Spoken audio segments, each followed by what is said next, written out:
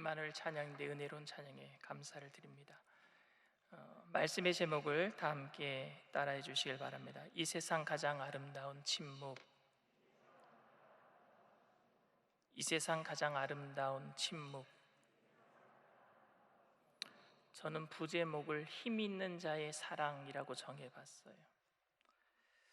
일본의 토요토미 히데요시는 일본 전국 시대를 평정하고 임진왜란을 일으킨 인물입니다. 그가 임진왜란을 일으킨 이유가 여러 가지 설이 있어요. 첫 번째, 히데요시가 노망이 들어서 임진왜란을 일으켰다. 두 번째, 뒤늦게 얻은 아들 쯔루마츠가 비통한 죽음을 죽어서 그것 때문에 비통해서 화풀이 하려고 임진왜란을 일으켰다. 해외 무역을 장악하기 위해서 그래서 임진왜란을 일으켰다. 자신의 주군이었던 오다 노부나가의 그 꿈을 이루기 위해서, 대륙 진출의 꿈을 이루기 위해서 임진왜란을 일으켰다. 또 본인의 야욕을 위해서 임진을 일으켰다. 여러 가지 설이 있는데 그 중에서 가장 제가 합당하다라고 생각하는 것이 뭐냐, 각 영주들의 세력, 일본의 영주들이 많았거든요. 그 영주들의 세력을 악화시키고 자신의 입지를 다지기 위해서 임진왜란을 일으킨 것 같습니다. 토요토미 히데요시는 일본 전역을요 통일을 했어요. 그리고 그 일본 전역을 손에 넣었지만 문제에 직면하게 됩니다. 왜냐하면 당시 주군에게 충성한 대가로 신하와 무사들에게는요 토지를 나눠줘야 되는 거예요. 땅을 나눠줘야 되는데 그 땅이 모자랐습니다. 생계를 책임지지 못하는 주군에 대한 불만이 쌓이게 되면 반란이 일어날 수도 있어요. 그래서 히데요시는 이를 방지하기 위해서 해외의 영토를 정복하면서 영주들과 그 싸움에 나간 무사들에게 그 땅을 나눠주면 되겠다라고 생각했던 거지요. 그리고 100년 동안 일본 안에는 이런 싸움이 있었어요. 춘추 전국시대였단 말입니다. 그 100년 동안 전쟁을 치른 넘치는 군사력을 해외로 돌림으로 인해서 자신에게 반란을 일으킬 수 있는 사람들을 해외에 나가서 죽이면 되는 거예요. 한국 사람들과 전쟁하면 누가 죽는 거예요? 그 최선봉에다 누구를 세우느냐면요, 자신에게 반란을 일으킬 만한 장수들을 먼저 세우는 겁니다. 그래서 이런 토요토미 히데요시의 계획대로 임진왜란 때 토요토미 히데요시에게 반란을 일으킬 만한 장수들이 많이 죽었다고 합니다. 이런 토요토미 히데요시가 가지고 있는 내심을 숨기고 자신의 드러나는 대의만을 우리가 영토를 많이 차지해서 너희들 땅 주기 위해서 이렇게 임진왜란 일으킨 것이다 라고 하는, 그래서 속의 내심을 숨기는 침묵을 뭐라 그러냐, 속임수라고 얘기합니다. 그건 속임수예요. 본심을 숨기는 침묵, 이건 속임수입니다. 한편 일본군에 맞서서 혁혁한 공을 세운 그 이순신 장군에게 있어서 가장 큰 적은 토요토미 히데요시가 아니라 바로 조정의 간신들과 그때 당시 임금이었던 선조였습니다. 선조왕. 이순신 장군에 대한 백성의 인기는요 선조왕을 앞질러 버렸어요. 그래서 당시 개성에서 북으로 피신하던 선조왕의 그 가마에 돌이 날아들었다고 합니다. 백성들이 돌 집어 던진 거예요. 도망가니까 왕이. 이에 선조는 원균의 모함을 받아들여서 삼도수군 통제사라고 하는 직책을 박탈해버리고요 이순신 장군을 투옥시키고 말았습니다. 그런데 선조는 왜군을 막을 수 있는 사람이 이순신밖에 없다라는 것을 알게 돼요. 결국에 이순신 장군을 풀어주게 됩니다. 그러니까 이순신 장군을 풀어준 사람은 누구냐면요, 정확하게 얘기하면은요 토요토미 히데요시예요. 일본 왜군이란 말입니다. 그들이 쳐들어왔는데 이순신 장군을 잡아놓으니까 계속 싸움에서 지니까 그 적군 때문에 어쩔 수 없이 이순신 장군을 풀어준 겁니다. 그런데 이런 아이러니 속에서도 끝까지 침묵했던 사람이 이순신입니다. 그의 난중일기 그 어디에도 선조에 대한 원망이나 조정 대신에 대한 미움이나 억울한 옥살이에 대한 기록이 없어요. 찾아볼 수 없습니다. 이순신도 사람인데 연전연승하는 장군을 불러다가 고문으로 몸을 다 망가뜨리고 군인의 명예를 짓밟아 버렸는데 다시 전쟁터로 나가라고 한다면은 조선 왕과 그런 정치 권력에 대한 증오심과 적개심이 없었겠습니까? 하지만 이순신은 그런 일에 대해서 단 한마디도 하지 않았습니다. 그렇게 기록을 남기기 좋아했던 이순신 장군이 편지나 일기에 그런 일을 쓴 적이 없습니다. 그렇게 가슴에 묻고 갔기 때문에 그런 침묵을 바탕으로 명량해전에서 대승을 거두게 되죠. 이런 침묵을 나라를 살리기 위한 자기 희생이라고 얘기합니다. 중국 당나라 시인 백거이라고 있어요. 그 사람의 비파행이라고, 굉장히 시가 길어요. 제가 다 읽어봤는데 무슨 뜻인지 잘 모르겠더라고요. 근데 거기에 이런 말이 있습니다. 차지무성, 차시무성, 승유성. 이 순간 소리가 없음이 세상의 모든 소리를 이기네.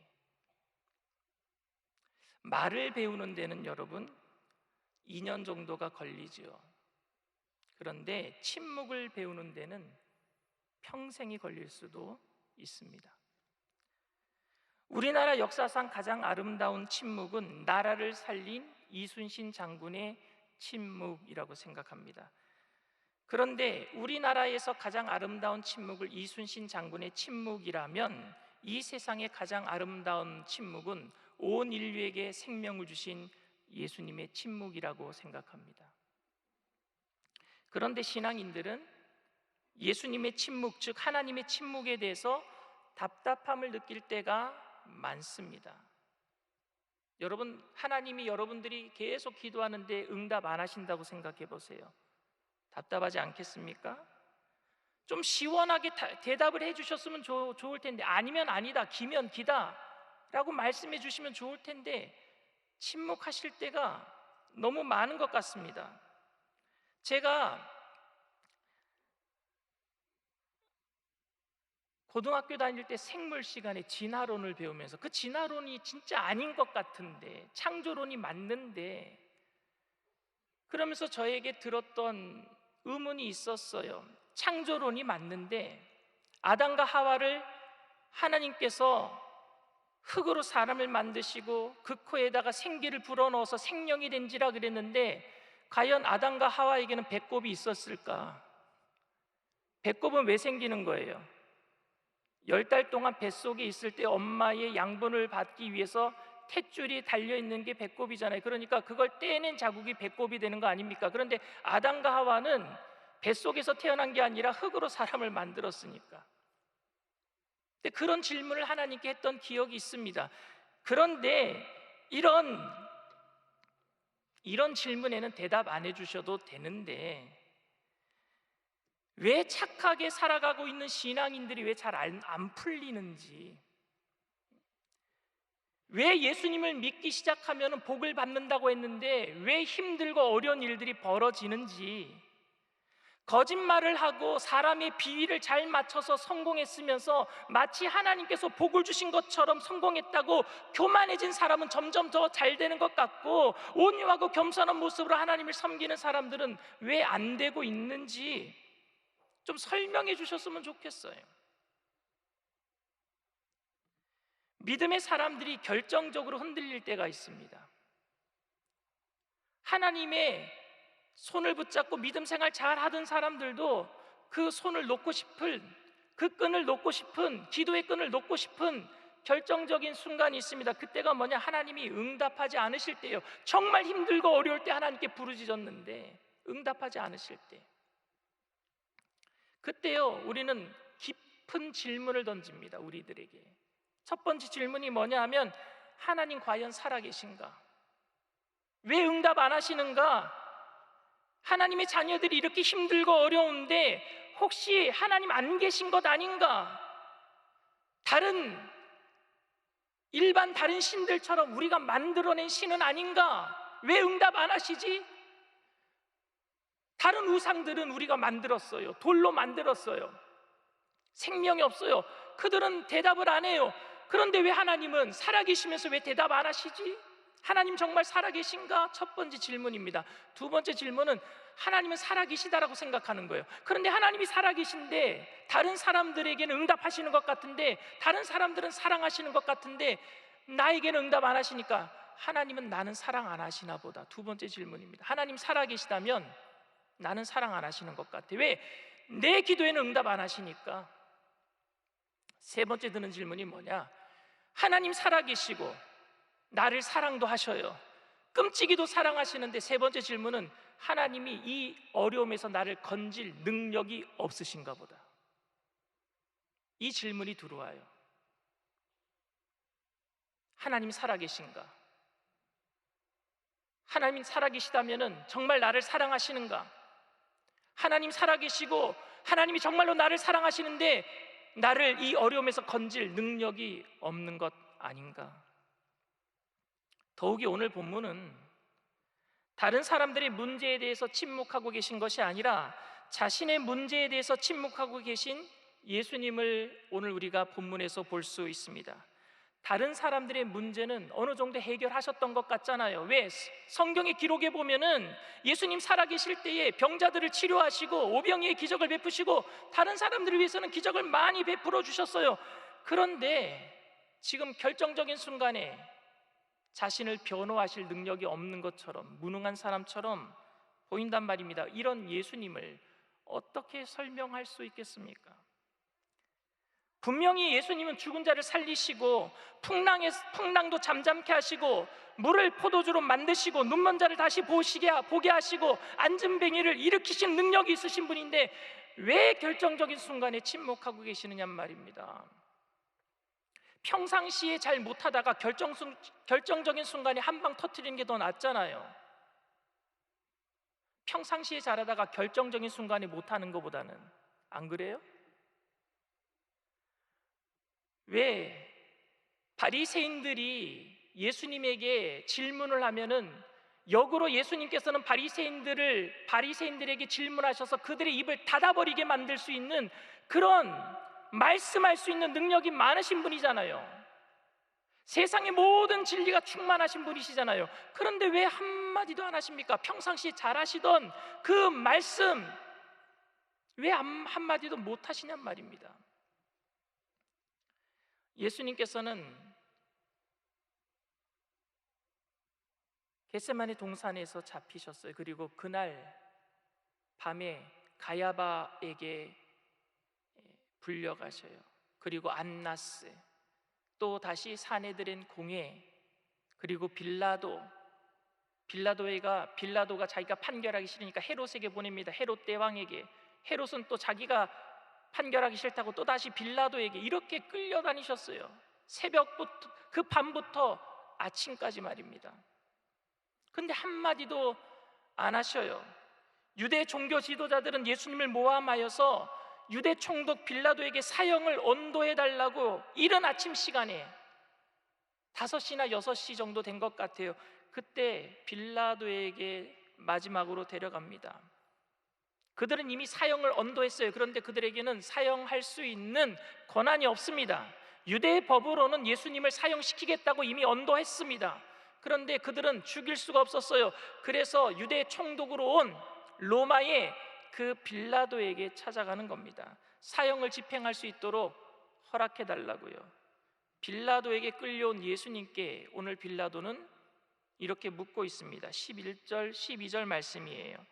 예수께서 총독 앞에 서매 총독이 물어 이르되 네가 유대인의 왕이냐? 예수께서 대답하시되 네 말이 옳도다 하시고 대제사장들과 장로들에게 고발을 당하되 아무 대답도 아니하시는지라. 아무 대답도 안 하시는데 네가 유대인의 왕이냐? 네 말이 옳도다. 이 말 후에는 아무 대답도 안 하고 계시는 거예요. 13절에 이렇게 빌라도가 얘기합니다. 이에 빌라도가 이르되 그들이 너를 쳐서 얼마나 많은 것으로 증언하는지 듣지 못하였느냐? 한마디도 대답하지 아니하시니 총독이 크게 놀라워하더라. 빌라도는 자기가 판결하기 싫었어요. 왜냐하면은요, 빌라도의 부인이 나와서 그 사람 죄가 없다고, 내가 간밤에 꿈을 꿨는데 그 사람 죄가 없다고 풀어주라고 빌라도가 판결하기 싫었어요. 죄 없어요. 자기가 보고해도 죄가 없어요. 저들이 지금 모함하고 있는 게 보여요. 그러니까 예수님에게 한마디만 하라고, 변호하라고, 그럼 풀어줄 수 있다라고 얘기하고 있는 겁니다. 그런데 한마디도 안 하시는 거예요.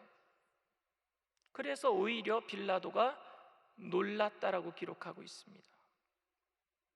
이러한 경우에는 자기를 변호해야 되는 겁니다, 여러분. 변호해야지만 억울한 일을 풀어낼 수가 있습니다. 빌라도는 피고인이 이런 경우에 구구절절히 변호하는 모습을 많이 봐왔어요. 충분히 예수님은 변호할 수 있을 거라고 생각했습니다. 너를 쳐서 많은 것으로 증언하는 것을 듣지 못하느냐라고 이야기하고 있습니다. 그러나 예수님은 변호 대신에 침묵하셨습니다. 이런 태도 때문에 빌라도는 더 놀라움을 금치 못했다라고 오늘 성경은 기록하고 있습니다. 여러분, 예수님은 지금 죽느냐 사느냐의 그 길에 놓여 있는데 왜 그때 침묵하셨을까요? 한마디만 하시면 살 수 있는데 왜 침묵하셨을까요, 여러분? 우리가 잘 알다시피 하나님의 뜻을 이루기 위해서입니다. 또 우리가 잘 알다시피 우리의 모든 죄를 대속하시기 위해서입니다. 그런데 저는 오늘 더 중요한 이야기를 드리려고 합니다. 그것은 이 세상에 힘 있는 자가 힘으로 이 세상을 다스려서 될 수 있는 일이 없다라는 것을 알려드리고 싶어요. 힘이 있기 때문에 힘으로 이 세상을 다스리면은 모든 것이 우리가 바라는 대로 될 것 같지요? 아니요, 그렇게 되지 않습니다.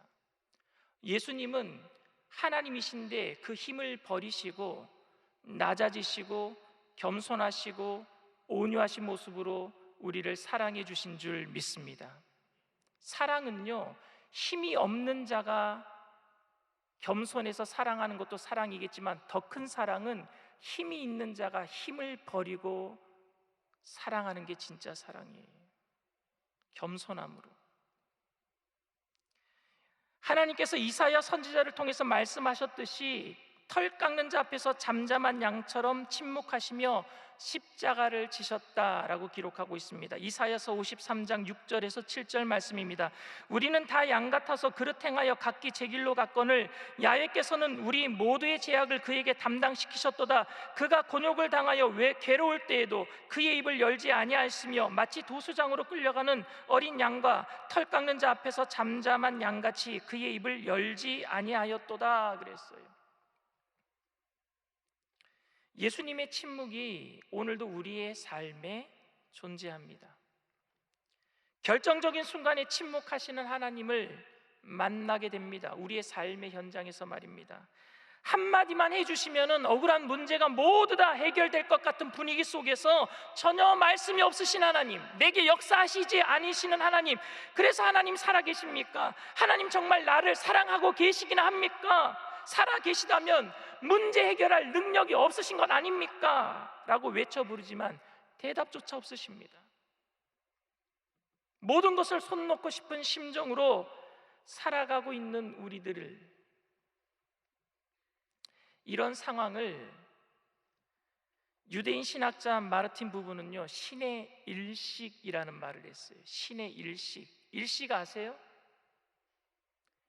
해와 우리들 사이에, 지구 사이에 달이 끼는 것 말입니다. 그래서 해가 안 보이는 것. 자유주의 신학자들은요, 신이 안 보이니까 신의 부재라고 그랬어요. 신은 없다라고 그랬고요, 니체는요 더 심하게 신은 죽었다라고 얘기합니다. 그런데 신의 부재와 신의 일식은 완전히 틀린 말이에요. 신의 부재, 하나님이 없다라고 인정해버리면 절망입니다. 그런데 신의 일식이라고 하면 잠시 안 보인다고 하면 희망입니다. 왜? 그것은 비껴갈 거니까. 태양이 없는 게 아니에요. 잠시 가린 것뿐입니다. 그런데 그 태양의 문제 때문이 아니에요. 중간에 뭐가 껴있기 때문이에요. 태양에는 아무 문제 없습니다. 하나님에게는 아무 문제 없어요. 하나님 편에서 보면 아무 문제 없어요. 왜? 하나님은 그대로세요. 근데 중간에 뭐가 꼈단 말입니다. 그게 뭐예요? 죄예요, 죄. 우리와 하나님 사이에 죄가 껴있으니까. 오늘도 하나님이 안 보이는 것은요, 우리 죄 때문이에요. 우리 욕심 때문이에요. 하나님과 인간 사이를 가로막고 있는 것은 바로 우리의 죄 때문입니다. 인간의 죄악으로 말미암아 하나님과의 대화가 결여된 상태가 신의 일식, 침묵이란 말입니다. 결국 하나님의 침묵은 우리의 책임이 큽니다. 예수님도 인류의 모든 죄를 다 짊어지시고 십자가에 달리셨을 때 엘리 엘리 라바 사박다니, 하나님 하나님 어찌하여 나를 버리셨나이까? 하나님 묵묵부답이에요. 왜? 죄가 지금 하나님의 아들과 하나님 사이를 가로막고 있단 말입니다. 그거 치워질 때까지는, 그 죄가 걷어질 때까지는. 그런데 그것은 잠시 잠깐 동안임을 우리는 믿습니다. 잠시 잠깐이에요. 죄의 문제를 해결하신 예수님께서 오늘도 우리의 죄의 문제를 해결해 주실 줄 믿습니다. 우리를 가로막고 있는 그 죄를 걷어주실 거예요. 그 시간이 필요하단 말입니다. 죄를 거두어 주시는 침묵, 죄를 공개해서 심판하시는 하나님의 힘이 아닌 힘을 가지고 계신 심판자 되신 하나님이 그 죄를 걷어주시는 침묵 말입니다. 북아메리카에 살았던 인디안 중에 체로키족이라고 있어요. 체로키. 그 체로키 부족은 용맹한 부족입니다. 어릴 적부터 사냥하고 정찰하고 물고기를 잡는 등 많은 기술을 가르칩니다. 근데 이 부족에게 있어서 아주 독특한 성인식이 있어요. 성인이 되면 꼭 그 의식을 거쳐야 됩니다. 그 성인식은요, 이제 성인이 되는 아이를 데리고 동물들이 많이 살고 있는, 맹수들이 많이 살고 있는 숲 안으로 들어가요. 아버지와 자식이 같이 들어갑니다. 그리고 그곳에서 자식이 눈을 가려요. 눈을 가리고 그곳에서 밤을 혼자 새도록 만드는 거예요. 눈을 가린 상태에서. 그 자식은 아버지가 떠나가는 소리를 듣고 부르르부르 떱니다. 근데 풀러서는 안 돼요. 그러면 성인이 될 수 없는 겁니다. 날이 셀 때까지 눈을 가리고 부스럭 소리에도 몸을 바들바들 떨면서 자기를 지켜나가야 되는 거예요. 밤새도록 잠을 못 잡니다. 동물들이 다가오는 소리가 들리면은 일부러 위협하는 자세를 취해야 돼요. 소녀는 꼬박 밤을 지새는 겁니다. 늘 가족이 울타리 속에서 살았던 그 소녀는 눈이 가려진 채로 새벽을 맞이하는데 햇살이 밝아올 때쯤 드디어 자기가 자기 손으로 눈 가리개를 풀면은 이제 성인이 되는 거예요. 온갖 공포와 싸워 이겨야지 성인이 되는 겁니다. 그런데 눈을 푸는 순간 누가 보이는 줄 아십니까? 아버지가 보이는 거예요. 자식을 놔두고 간 게 아니라 밤새도록 그 아들을 지키기 위해서 활을 들고 서 있었던 아버지. 그 밤은 아들의 밤이 아닌 아버지의 밤이었어요. 그 침묵은 우리의 답답함이 아닌 하나님의 침묵이셨단 말입니다. 어린 양 예수님의 침묵은 오늘과 내일의 하나님 나라를 여는 천근과 같은 몸짓이에요. 우리를 살리기 위한, 우리보다 더 답답하게 그 죄를 치워내기 위한 하나님의 몸짓이란 말입니다.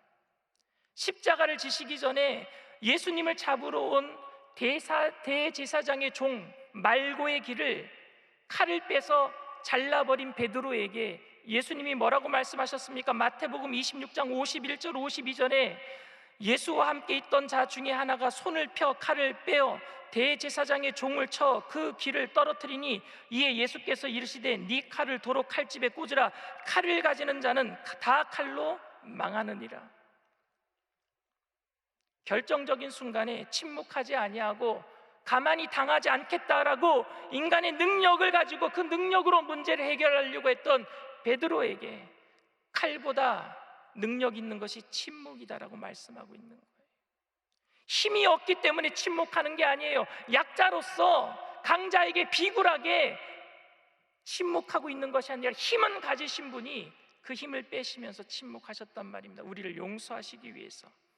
그리고 예수님 십자가를 지실 때 다 도망갔던 제자들을 먼저 찾아가셔서, 죄책감에 예수님조차 찾아갈 수 없었던 베드로에게 먼저 찾아오셔서, 그가 다시 갈릴리로 가서 고기를 잡고 있을 때 예수님이 찾아가셔서 내 양을 먹이라, 내 양을 치라, 내 양을 먹이라 3번 부인하니까 3번 말씀해 주시는 거예요. 그리고 너 왜 나를 부인했느냐, 왜 도망갔느냐 묻지 않으셔요. 아침 조반을 만들어서 이거 먼저 먹을래? 침묵하고 계세요. 이 세상의 가장 아름다운 침묵은 예수님의 침묵인 줄 믿습니다. 우리를 용서하시기 위한. 사랑하는 청년 여러분, 세상은 침묵하는 사람을 힘이 없다라고 생각합니다. 그리고 힘없는 사람이 힘 있는 사람에게 잘 보이기 위해서 말 못하는 것, 이것을 침묵이라고 생각합니다. 그러니 여러분들 힘을 키우시길 바랍니다. 여러분 성공하세요. 여러분 복 받으세요. 여러분 건강하세요. 근데 그때 힘을 가질 때 힘을 빼세요. 힘 있는 자리에서 용서하시고 용납하시고 품어주시고, 잘못하는 거 보면 지적하는 것이 아니라 몰래 그 사람이 잘못한 부분을 덮어주세요. 그때 여러분들에게 많은 사람들이 그리스도의 사랑을 보고 주님 앞에 돌아오게 될 줄 믿습니다. 세상의 침묵은 속임수일 수도 있어요. 세상의 침묵은 자기 하나 희생해서 나라를 구하는 그런 멋있는 희생일 수도 있습니다. 그러나 예수님의 침묵은 영원한 생명을 살리는 침묵이에요. 오늘 모든 청년들이 그리스도의 영광에 참여하기 위해서 이 땅에서 영혼이 잘되고 범사가 잘되고 강건하게 되시기를 바랍니다. 그리고 그 높고 높은 위치에 있을 때, 높고 높은 보좌를 버리시고 낮고 비천한 이 땅에 오셔서 우리를 위해서 침묵으로, 사랑으로 우리의 모든 죄를 덮어주신 그리스도의 사랑으로 여러분들이 이 땅에 나가서 빛으로 소금으로 그리스도의 영광을 위해서 쓰임받는 모든 도구들 다 되시기를 주님의 이름으로 축원을 드립니다. 이 시간 말씀을 생각하시면서 잠시 묵상으로 기도해 주시기를 바랍니다. 오늘 이 자리에 처음 교회에 나오신 분들 계십니까? 믿다가 교회를 떠났다가 다른 곳에서 방황하다가 다시 이 자리에 나오신 분들 계십니까? 또 인터넷상에 TV상에서 예배 드리시는 그곳에 처음 나오신 분들 계십니까? 여러분 세상살이가 답답하죠. 아무리 부르짖어도 대답해 주는 사람 없는 것 같죠. 외롭죠. 그런데 주님은 오늘도 우리를 사랑으로 끌어안아 주시는 줄 믿습니다. 주님 앞에 나오세요. 그분이 모든 것을 우리를 위해서 버리셨어요. 우리 한 사람 때문에 모든 것을 다 버리셨어요. 그리고 우리를 사랑해 주심으로 부활의 첫 열매가 되시고 그 사랑을 확증해 주신 줄 믿습니다. 그분 앞에 나오면 여러분들 그 답답했던 모든 것들 다 해결될 거예요. 인생의 문제가 해결될 거예요. 마음에 답답했던 것들이 뻥 뚫릴 거예요. 그러니 이 시간 믿음으로 주님을 구주로 고백해 주시기를 바랍니다. 여러분들의 삶을 통해서 하나님의 영광이 나타나게 될 줄 믿습니다. 이 시간 믿음의 기도를 여러분들 고백으로 따라해 주시기를 바랍니다. 하나님 아버지, 저는 죄인입니다. 어디에서 와서 왜 살며 어디로 가는지 알지 못하고 방황하며 살았습니다. 저의 죄를 위하여 십자가에서 죽으시고 부활하신 예수님을 제 구주로 모셔드립니다. 저는 하나님의 자녀가 되었습니다. 지금부터 영원토록 주님과 함께 살겠습니다. 예수님의 이름으로 기도드립니다. 아멘. 할렐루야. 진심으로 여러분들을 찬양합니다. 이 세상 가장 아름다운 이란 찬양하고 우리 다 같이 주님 앞에 기도하는 시간을 갖도록 합니다.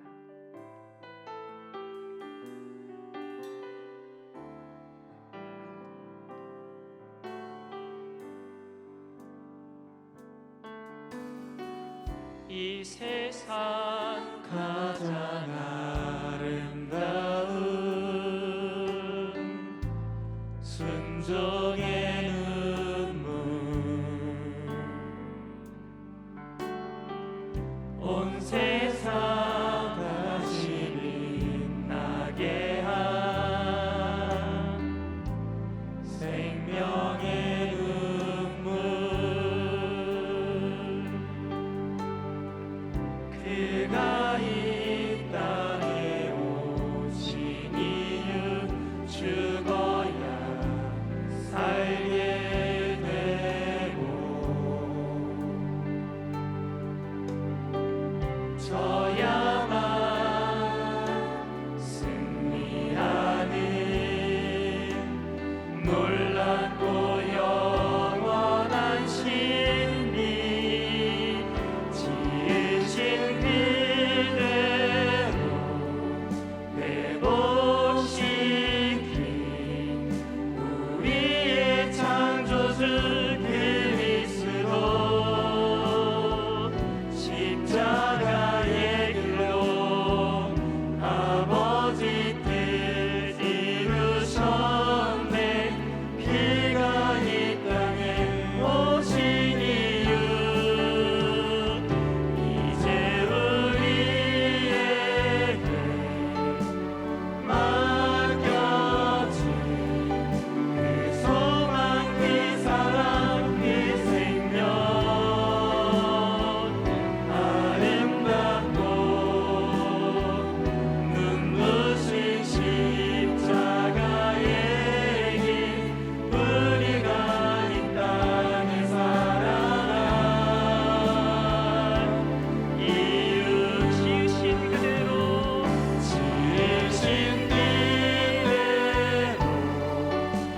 회복시킨 우리의 창조주 그리스도,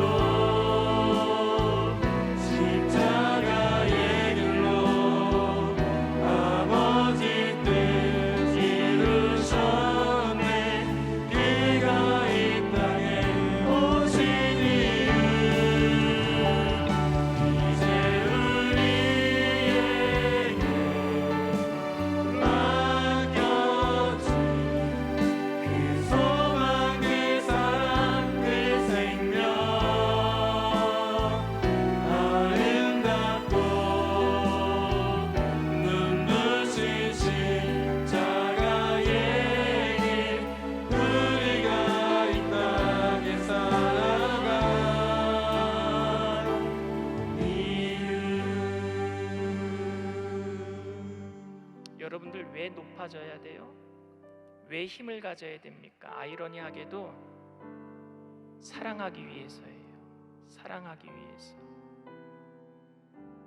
그런데 기독교 역사 가운데 우리가 잘못했던 게 하나 있어요. 뭐냐면 힘을 가지고 제국주의 선교를 했던 겁니다.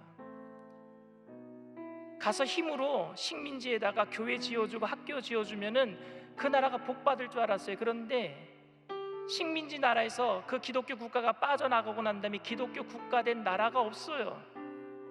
이슬람화 되든지 힌두교화 되든지 힘으로 되는 게 아니라 사랑으로 되는 줄 믿습니다. 사랑으로 되는 거예요. 그 사랑은 알면서도 용서할 수 있는 침묵이 필요하단 말입니다. 답답한 일이 있어요.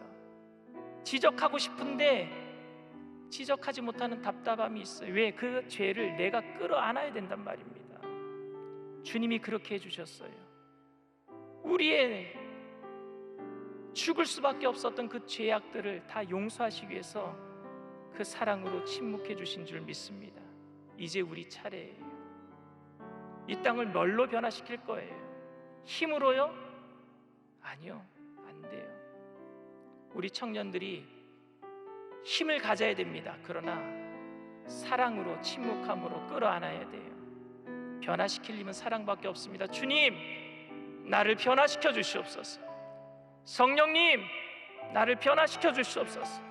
온유하고 겸손하신 예수님 닮아가게 하여 주시옵소서. 우리 주님 세 번 부르고 통성으로 간절히 기도합니다. 주여, 주여, 주여. 할렐루야. 사랑과 은혜가 풍성하신 하나님,